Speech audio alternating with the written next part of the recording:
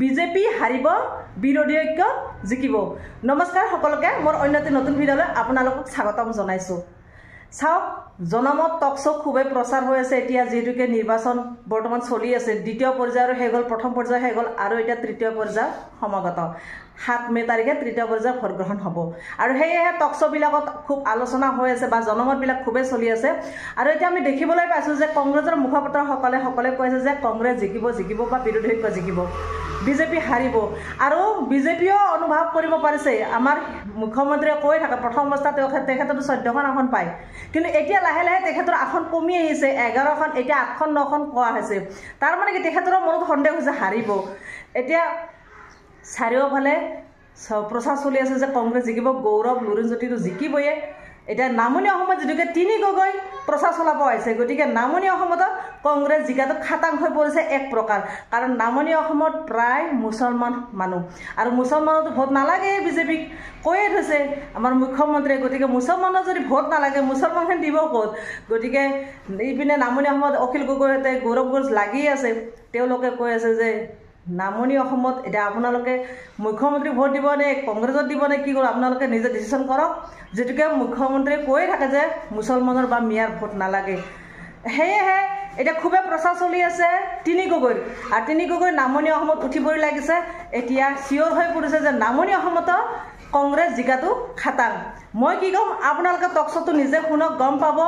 কেনেকুৱা মুখপাত্ৰসকলে কি কথা কৈছে বা মুখ্যমন্ত্ৰীৰ বিৰোধী কথা কেনেকুৱা ধৰণৰ কৈছে, আপোনালোকে গম পাব শুনিলে। এয়া চাওক আপোনালোকৰ টক শ্ব'। ধৰণৰ চমক লুকাই আছে বুলি আপুনি ভাবে? কেনেধৰণে এতিয়া বাকীকেইটা সমষ্টিটো হৈ গ'ল, এই যিকেইটা সমষ্টিত নিৰ্বাচন অনুষ্ঠিত হ'বলৈ বাকী আছে তাৰ বাবে বিশেষকৈ কংগ্ৰেছ দল কেনেধৰণে সাজু হৈছে আৰু কোনকেইটা সমষ্টি কংগ্ৰেছৰ দখলত থাকিব বুলি আপুনি ভাবিছে? চাওক, 2024 যি আমাৰ লোকসভা নিৰ্বাচন হৈ আছে, এতিয়া আমাৰ দ্বিতীয় পৰ্যায়ৰ কাইলৈ ভোটগ্ৰহণ আছে। আৰু এইবাৰৰ যিখন লোকসভা নিৰ্বাচনৰ যুঁজ, এই যুঁজখন কেৱল ক্ষমতা লাভৰ বা কিছুমান বিশেষ কথাক লৈ নহয়। এতিয়া যিখন দেশত বিজেপিৰ শাসনকালত কৃষকে গুলি খাইছে, ছাত্ৰ ছাত্ৰীয়ে গুলি খাইছে, আজি অলিম্পিক বিজয়ী খেলুৱৈসকলে আজি তেওঁলোকৰ সেই বিজেপি চৰকাৰৰ সাংসদৰ পৰা পাব্লিকলি অপমানিত হৈছে। সেই আজি ধৰক তেওঁলোকে কয় যে অমিত শ্বাহ ডাঙৰীয়াই কয় যে বোলে মোদী ডাঙৰীয়া থকালৈকে চীনে 1 ইঞ্চিও মাটি দখল কৰিব নোৱাৰিব। তাৰপিছত আজি লাডাখত চাওক, সোণম ৱাংচুক ডাঙৰীয়া অনশন কৰিছে, লাডাখৰ পৰিস্থিতি দেশক জানিবলৈ দিয়া নাই চীনে কিমান দখল কৰিছে। এইপিনে আমাৰ অৰুণাচলত আমাৰ অষ্টলক্ষী বুলি কয়, এফালে মণিপুৰ জ্বলিছে, এইফালে অৰুণাচলৰ পৰা 4.5 কিলোমিটাৰ 4.5 কিলোমিটাৰ গাঁও চীনে অধিগ্ৰহণ কৰিছে। গতিকে এনেকুৱা পৰিস্থিতিৰ মাজত আৰু লগতে সংবিধান ৰক্ষাৰ লগতে গণতন্ত্ৰ ৰক্ষাৰ যিখন যুঁজ, এই যুঁজখনত একচুৱেলি ইছ্যু ভিত্তিক আমি কিবা এটা বিশেষ ইছ্যু লৈ পেলাই নিৰ্বাচন খেলিম তেনেকুৱা একো নহয়। কিন্তু বিজেপি দলে যিদৰে এই গণতন্ত্ৰ আৰু সংবিধান ধ্বংস কৰা যজ্ঞখনত উঠি পৰি লাগিছে, এই যিখন লোকসভা নিৰ্বাচন আচলতে এয়া সকলোৰে জনতাৰ বাবে গণতন্ত্ৰ ৰক্ষাৰ স্বাৰ্থত কৰা এখন যুঁজ। আৰু ইয়াত বিশেষ এটা দুটা মানে ইস্যু লোৱা নাই, ইয়াত মূল্যবৃদ্ধিক ইস্যু হিচাপে লোৱা হৈছে, সামাজিক অৰ্থনৈতিকভাৱে ন্যায়ৰ কথা কোৱা হৈছে, মহিলাৰ ন্যায়ৰ কথা কোৱা হৈছে, কৃষকৰ ন্যায়ৰ কথা কোৱা হৈছে, গতিকে যুৱ ন্যায়ৰ কথা কোৱা হৈছে। গতিকে ইস্যু গোটেই মানে ইস্যুৱে ভৰি পৰি আছে গোটেইখন। কিন্তু কথাটো হ'ল আমি যোৱা 5টা পৰ্যায়ৰ ইলেকশ্যনত 5খন কনষ্টিটুৱেঞ্চি ইলেকশ্যনত চালোঁ, যিটো গতিত মানুহে বিজেপিক এটা চাইলেণ্ট ভোটাৰ, মই নিজে যিহেতু আছিলোঁ, আপুনি অসমৰ সামগ্ৰিক পৰিস্থিতিটো যদি চাই একদম চাইলেণ্ট ভোটাৰ কিছুসকল আহিছে। ইভেন বিজেপিৰ এনেকুৱা অৱস্থা যে মহিলাক মাতি নি শপত খুৱাব লগা হৈছে বিজেপিকে ভোট দিব, অৰুণোদয় ফৰ্ম বিলাই আছে, এনেকুৱা ধৰণৰ ভিডিঅ' ফুটেজবিলাক আমি দেখি আছোঁ। আপুনি আমাৰ যোৰহাটত চালে যুঁজখন কেনেকৈ হ'ল, গোটেই বিজেপি অসম চৰকাৰে প্ৰভাৱশালী মন্ত্ৰীসকল তাতে গৈ বহি ল'লেগে বাহৰ পাতি গৌৰৱ গগৈ ডাঙৰীয়াক হৰুৱাবৰ কাৰণে। গতিকে যিটো এটা ধৰণৰ নিৰ্বাচন কুচকাৱাজ হৈছে বা অলৰেডি আমাৰ 5খন লোকসভা সমষ্টিৰ ইলেকশ্যন হৈ গ'ল, সেইটো দেখি বিজেপি একচুৱেলি মানে ত্ৰাহি মধুসূদন দেখিছে। উঠিছে আৰু এতিয়া লাহেকে তেওঁলোকে প্ৰথম পৰ্যায়ৰ ইলেকশ্যন যেতিয়া সাংঘাতিক ধুমুহাৰ সন্মুখীন হৈ গ'ল এতিয়া তেওঁলোকে হিন্দু মুছলমানৰ এখন যুঁজ আকৌ আৰম্ভ কৰিছে কংগ্ৰেছৰ মেনিফেষ্টত ক'তো এটা শব্দ মুছলমানক লৈ নাই কিন্তু ৰাহুল গান্ধী ডাঙৰীয়া আমাৰ নেতা ৰাহুল গান্ধী ডাঙৰীয়াৰ ভাষণ বিকৃত কৰি পেলাই প্ৰধানমন্ত্ৰী নৰেন্দ্ৰ মোদী ডাঙৰীয়াই আমি সকলোবোৰ কংগ্ৰেছ চৰকাৰ আহিলে সকলো সম্পত্তি মংগলসূত্ৰ আদিকে ধৰি সকলো মুছলিমক বিলাই দিম এনেকুৱা ধৰণৰ নিকৃষ্ট বাক্য তেওঁ ৰাজহুৱা সভাত প্ৰয়োগ কৰিছে গতিকে আপুনি তাৰ পৰাই বুজক যে নেক্সট এই সেকেন্ড পৰ্যায়ৰ যেটো কাইলৈ ভোট গ্ৰহণ হ'বলৈ গৈ আছে এটো কেনেকুৱা ধৰণৰ এটা ভোট গ্ৰহণ হ'ব আৰু এই সকল যিসকল সাইলেন্ট ভোটাৰ আজি যিসকল কৰ্মচাৰী ওপিএছৰ কাৰণে হাহাকাৰ কৰিছে আজি আশা মধ্যাহ্ন ভোজন অংগনবাদী কৰ্মচাৰী আজি প্ৰত্যেকজন ছাত্ৰ ছাত্ৰী যেনেকৈ উঠি পৰি গৌৰৱদাক আমি দেখিলো আমি স্বচক্ষে দেখা ঘটনাৰ কথা কৈছো যিদৰে উঠি পৰি লাগিছে একচুয়ালি এআই তাৰ মানে এক সংকেত দিছে যে 2024 লোকসভা নিৰ্বাচনত বিজেপি সাংঘাতিক মুখ থেকে খাবলৈ গৈ আছে ঠিক আছে অনুৰূপা ডেকা ৰজা এই গুৱাহাটী ধুবুৰী আৰু বৰপেটা কোকৰাঝাৰ তাত কেনে ধৰণৰ সিদ্ধান্ত ভোটাৰে গ্ৰহণ কৰিব বুলি আপুনি আশাবাদী তাত কেনে ধৰণৰ এটা ছবি এখন দেখিবলৈ পাম বুলি আপুনি ভাবিছে ধন্যবাদ এতিয়া বৰ্তমান যেহেতু দ্বিতীয় পৰ্যায়ৰ আমাৰ নিৰ্বাচন হ'ব কাইলৈ গতিকে আমাৰ সকলো ভোটাৰ ৰাইজক আমি আহ্বান জনাম যে বিজেপিৰ যি স্বৈৰাচাৰী শাসন আৰু বিজেপিৰ যি কুশাসন বুলি কৈছো মই এই কুশাসনৰ বিৰুদ্ধে আমাৰ জাগ্ৰত জনতা যিসকল জনতা আজি বঞ্চিত হৈ আছে বিভিন্ন ক্ষেত্ৰত তেওঁলোকে আজি বঞ্চনা পাইছে চৰকাৰৰ পৰা গতিকে এই বঞ্চনা পোৱা ৰাইজসকলৰ ভিতৰত কিন্তু ক্ষোভৰ উদ্গীৰণ হৈ আছে গতিকে এই ক্ষোভ আৰু এই যে খং কিছুমান অন্তৰত হৃদয়ত পুহি ৰাখিছে এইখিনি কিন্তু এবাৰ লোকসভা নিৰ্বাচনত কিন্তু উজাৰি দিব আৰু এয়া ভোটৰ দ্বাৰাই কিন্তু তেওঁলোকে উজাৰি দিব বুলি আমাৰ দৃঢ় বিশ্বাস আছে আজি আপুনি চাব যে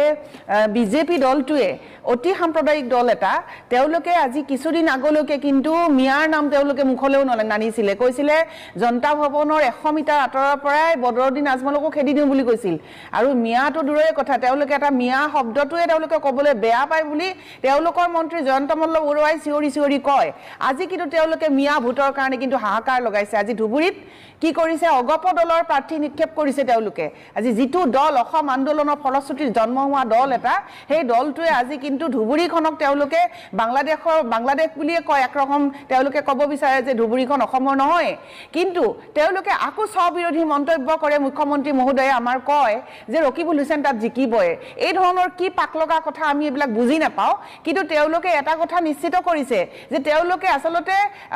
যি ধৰণৰ সাম্প্ৰদায়িক মন্তব্য কৰে এই সাম্প্ৰদায়িক মন্তব্যৰে তেওঁলোকে অসমৰ ৰাইজক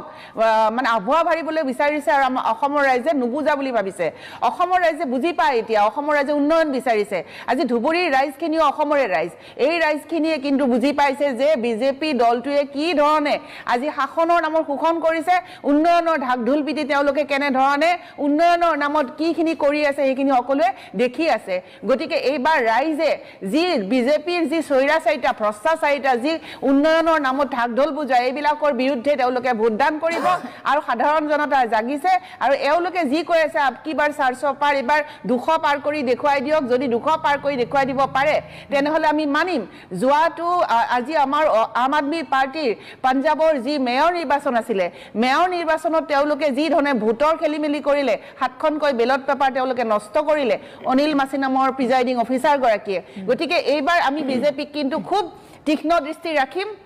যাতে কোনো ধৰণৰ ভোটৰ ক্ষেত্ৰত তেওঁলোকে খেলিমেলি কৰিব নোৱাৰে আজি অসমতো আমি কিছুমান ক্ষেত্ৰত শুনিছো যে ষ্ট্ৰং ৰুমত কৰবাত কাৰেণ্ট গুচি গৈছে কৰবাত কিবা এটা হৈছে তেনেকুৱা ধৰণৰ গতিকে আজি অসমত আপুনি চাব শিক্ষা হওক স্বাস্থ্য হওক আজি ইলেক্ট্ৰিচিটি হওক পানী হওক বিশুদ্ধ খোৱা পানী সকলো ফালৰ পৰাই কিন্তু আজি অসমৰ ৰাইজ বিভিন্ন ক্ষেত্ৰত জৰ্জৰিত হৈছে আজি কিছুমান অঞ্চলত ভোটাৰ ৰাইজে কিন্তু ভোট বৰ্জন কৰিছে গতিকে আজিও মই টিভিত দেখা পালো দুপৰীয়া যে এজেগাত অসমৰে এখন ঠাইত ভোট দিবলৈ মানুহে উলাই আহিবলৈ টান পাইছে কাৰণ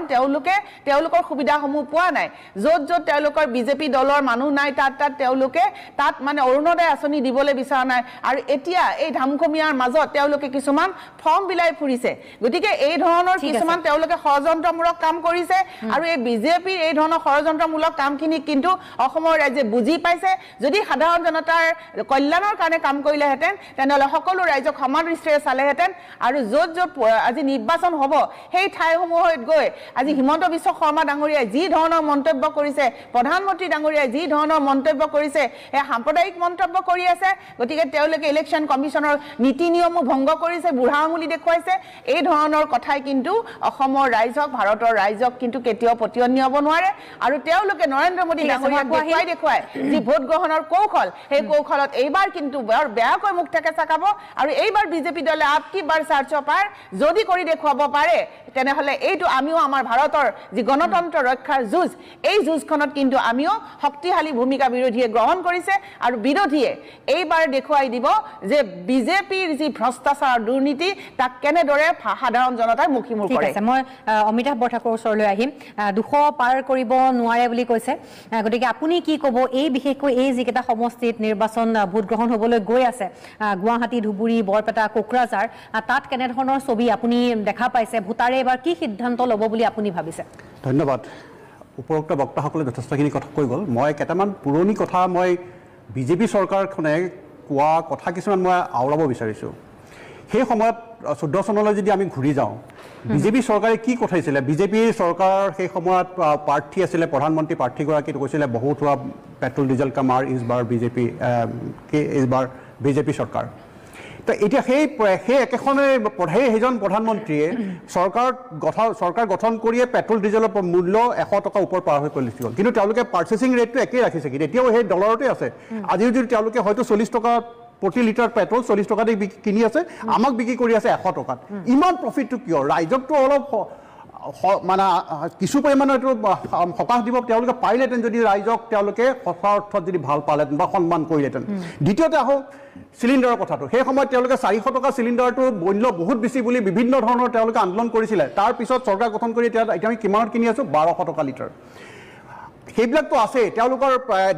প্ৰতি বছৰে 1 কোটি 2 কোটি কিমান কি কৈছিলে নাজানো তেওঁলোকৰ কোটি কোটি টকা মানুহৰ সংস্থাপনৰ কথা কৈছিলে যুৱকৰ সংস্থাপনৰ কথা কৈছিলে সেইখিনিতো নহ'লেই স্কিল ইণ্ডিয়াৰ কথা ক'লে স্কিল ইণ্ডিয়া এটা ফ্লপ ষ্টললৈ ৰূপান্তৰিত হ'ল এছেঞ্চিয়েল কমোডিটি এখন উঠাই দিলে তাৰ ফলত বস্তুৰ মূল্য আকাশলংঘী হ'ল আমি এতিয়া